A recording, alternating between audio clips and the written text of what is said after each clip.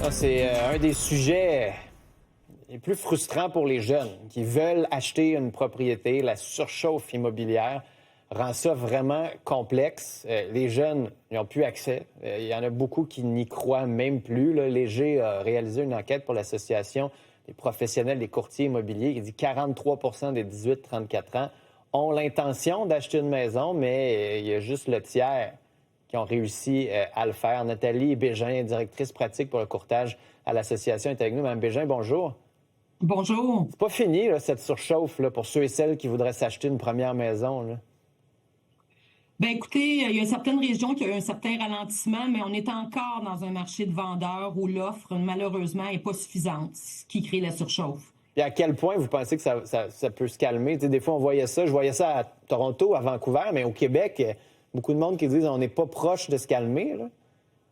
Bien, en fait, tant et aussi longtemps, parce que c'est comme un genre de cercle vicieux un petit peu, c'est qu'il y a beaucoup de vendeurs qui aimeraient peut-être vendre présentement. Et comme plusieurs vendeurs, ils vont aller sur centris.ca, regarder l'offre pour savoir en déménageant. Il n'y a pas grand-chose.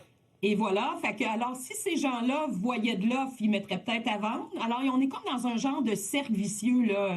Comme si tous les vendeurs qui auraient une intention décidaient maintenant de le mettre. On pourrait peut-être avoir et se rapprocher de l'équilibre.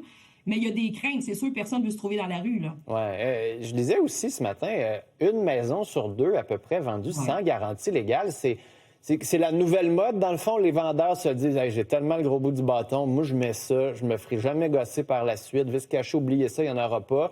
Est-ce que c'est juste que c'est rendu trop facile de vendre qu'on est capable de mettre ça ou... Je vous dirais en fait que c'est un phénomène, là, ça fait longtemps que je suis dans l'immobilier, qui a grandi et je vous dirais qu'il y a un apport là-dedans qui est beaucoup public. Les gens maintenant savent qu'ils peuvent, ils savent c'est quoi un vice caché, ils en entendent parler, le parc est vieillissant, on a beaucoup plus de gens âgés également, hein. On sait qu'au Québec, la population est vieillissante. Alors, tous ces gens-là, puis on les considère des personnes vulnérables, ils veulent pas que leur succession se retrouve avec des problématiques. Alors, tous ces facteurs-là mis ensemble fait que maintenant, on réfléchit à deux fois avant de décider si on met la garantie légale ou pas. Mais il y a des risques de pas d'acheter avec sans garantie. C'est ça. Puis la surchauffe, ben là, il y a beaucoup de jeunes qui vont dire, par exemple, ben je vais l'accepter malgré tout parce que j'ai pas le choix. Fait que donc, on est encore une fois dans un genre de système, là, mais il y a différents critères. Si c'est sans garantie, est-ce qu'il y a quand même un recours? Tu sais, mettons, je veux dire, je visite la maison, je me fais dire il n'y a pas de problème, il n'y a jamais eu de dégâts d'eau, vendu sans garantie légale, puis là, j'ouvre le mur, je réalise qu'il y a eu des dégâts d'eau. Est-ce que ça veut dire que j'ai aucun recours? Pas nécessairement, non. Parce que on peut, peut-être que vous n'aurez pas de recours. En fait, ce qui est très important, le vendeur, quand il vend sa propriété, il doit déclarer le maximum tout ce qu'il sait sur la propriété. Alors, à partir du moment que c'est déclaré, l'acheteur le sait, il doit faire une inspection quand c'est sans garantie légale extrêmement poussée, plus poussée que d'habitude, pour s'assurer qu'il n'y a pas d'autres facteurs qui pourraient être visibles et qu'on aurait pu reconnaître. Alors là, l'idée, c'est que si le vendeur a menti volontairement, il n'y aura peut-être pas un recours en vice caché, mais on va pouvoir aller en dol au niveau de la malveillance et que le vendeur n'a pas tout donné l'information qu'il connaissait. C'est plus difficile, mais disons que ça existe aussi. Fait que c'est pas parce qu'on met sans garantie qu'on n'aura pas de problème si on n'a pas tout divulgué ce qu'on connaissait. Puis à quel point l'inspection, ça...